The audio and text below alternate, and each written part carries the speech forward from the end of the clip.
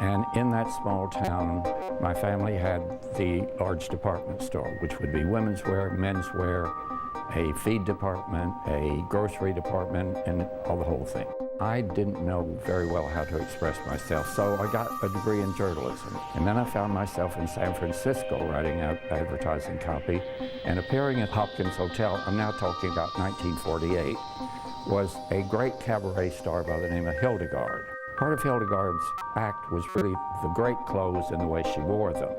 And she was buying at Dior and Briere and Balmain. And I sat in that salon at Dior one day and I thought, you know, what am I doing? This is what I've always really wanted. Now, I knew absolutely nothing about the design of clothes, so that is not the way I explain to young students they should be going.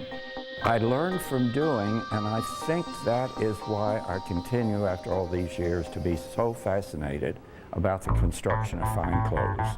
That you need a beautiful piece of fabric, such as this silk chiffon, and you research it, and you try to find some way to come up with what I would like to think of as a timeless, meaningful garment. And when people come into this room, I can point out that that silk fabric is actually the fabric shown on the model in that big situation over there. These are examples of some of the designs I did in New York.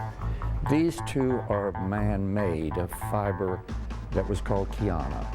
Making money on some of these clothes is not so simple, the way we were constructing them anyway. We had to sell like 8 or 10 of a garment to even begin to come out. Now we get into a garment like this where, are you ever going to make money on it? No, but you need a few more extravagant looking garments so that the showroom doesn't go dead. Everything can't just be wonderfully wearable. So these sequins were put on one by hand. They're a combination of gold and silver, which was inspired again by this gold and silver fabric. And then if you're doing a hem scallop, no, again, you've got more work. Here is the muslin, and ultimately it became this very clingy 4-ply silk crepe dress, which I still happen to think is one of the garments I like best. And it, you know, as you can see, it clings, but down here, there's lots of fabric if one wants to dance the night away. The big problem is, how does it keep its shape forever? This dress was made in 1969. I'm still traveling around with it, as you see. If I hold the fabric this way, is selvage to selvage, and really that's the way most people, straight grain, put their patterns. There is absolutely no stretch in there. If I turn it to the cross grain, because sometimes when you're examining, this is why you examine that fabric again, you place the pattern, say, on the cross grain. Again, absolutely no stretch.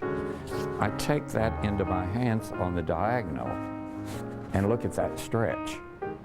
And that's what is the problem, but the beautiful problem, if you're willing to spend the time of where the female anatomy goes out and in at the waistline and out.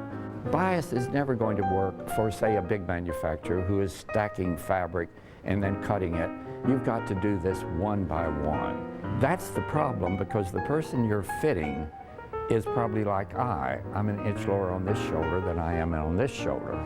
Maybe her in the bust area, she's different.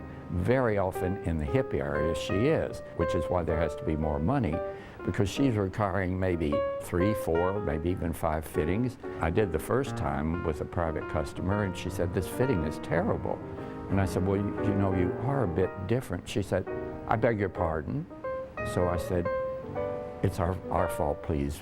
Let me continue the fitting. Well, I'm fitting 2 sides.